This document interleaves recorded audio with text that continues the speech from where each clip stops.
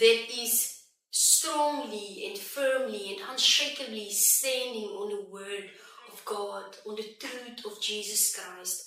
And I really want to be able to tell children, grab Jesus, to hold on to him and to follow him, especially children coming out of situations as I have come from.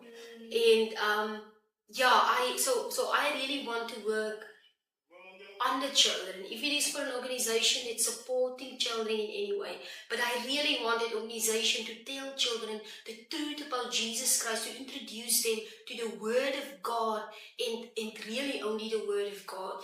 And so the children can experience the love of Jesus Christ and also experience how the Lord is really providing and really taking care of his children.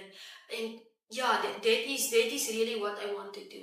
So if it is in some Africa land or country, I shouldn't say land, country, then yes, if it is here in South Africa to do marketing for such an organization, but also to be actively involved.